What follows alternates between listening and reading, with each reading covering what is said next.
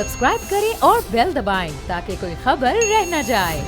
आमिर लियाकत साहब अब इस दुनिया में तो नहीं, लेकिन उनकी मौत भी एक मुअम्मा बन चुकी है। एक शहरी ने उनकी मौत की असल वजह जानने और पोस्टमार्टम के बगैर तदफीन को गलत फैसला करार देते हुए अदालत से रुजू किया। फिर अदालत ने कब्र कुशाई की जाए, पोस्टमार्टम किया जाए। इस वक्त केस की हेयरिंग है क्योंकि आमिर लियाकत साहब की फैमिली फिर अदालत से अपील कर रही है और उम्मीद कर रही है कि अदालत से उनको इंसाफ मिलेगा। कल सुबह 9:30 बजे आमिर लियाकत की कब्र कुशाई की जाएगी। लेकिन तलहा बात यहाँ पे ये आती है कि जब अहले खाना ने मना कर दिया है, वो इस बात पे राजी नहीं है, तो क्या कोई भी ऐसी आम शख्स उठकर अपील कर देगा और इस पे कोर्ट जो है वो फैसला सुना देगी?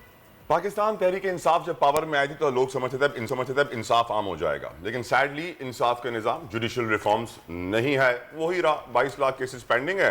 2.5 महीने के लिए हर साल अदालतें बंद होती हैं। लोग दर दर की ठोकरें खाते रहते हैं इंसाफ के हुसूल के लिए।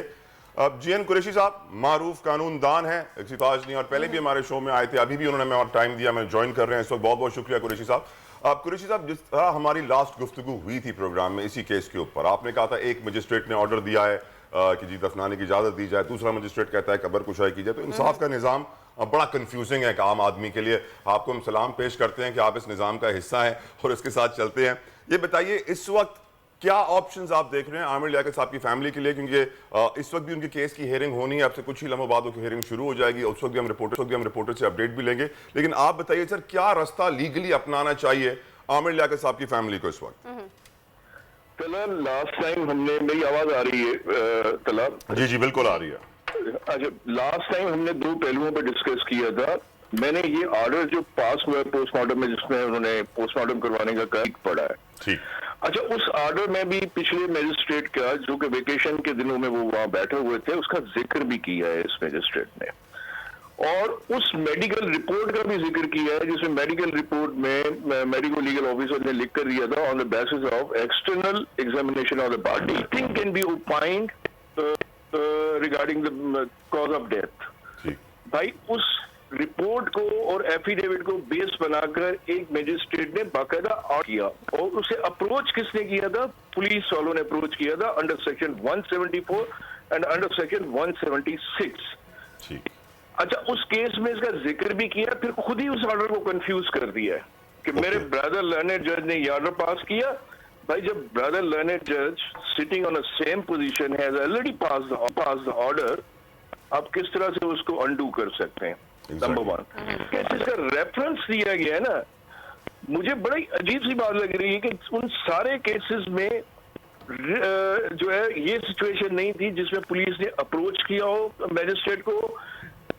3 तरीकेकार हैं कॉग्निजेंस लेने के अपना एक्शन इस पर पोस्टमार्टम के हवाले से 174 में। एक, या मैजिस्ट्रेट हिज ओन सो मोटो एक्शन लेगा, या कोई स्ट्रेंजर उनको इन्फॉर्म करेगा, या थर्ड पार्टी कोई भी इन्फॉर्म कर सकती है, या फिर पुलिस उनको अप्रोच करेगी। कुरैशी साहब, यहाँ पे एक जी कंप्लीट कीजिए। नहीं, आप करें, फिर मेरा बीच एक लेमैन सवाल ही मैं आपसे करूंगी जो मुझे एक बहुत ज्यादा हम सबको कंफ्यूज करे। आप पहले कंप्लीट कीजिए, फिर मैं सवाल करती हूँ आपसे। जी, इस केस में अप्रोच किया पुलिस ने और ऑर्डर प्रॉपर्ली पास हो गया। जितने भी रेफरेंसेस दिए हैं उसमें किसी ने अप्रोच नहीं की थी, ना मैजिस्ट्रेट ने सो मोटो लिया, ना किसी स्ट्रेंजर ने उनको अप्रोच किया, ना पुलिस ने अप्रोच किया। उसके बाद भी जब इसको एग्जीक्यूशन के लिए बॉडी को कब्र कुशाई करने के लिए जब भी ऑर्डर पास हुआ है, तो उसमें ये चीज देखी गई है कि आया फैमिली उसमें इजाजत दे रही है या नहीं दे रही है। किसी भी बॉडी का एग्जामिनेशन करने के लिए, पोस्टमार्टम करने के लिए आपके पास एक सर्टेन टाइम पीरियड होता है, उसके बाद ये बेकार हो जाता है।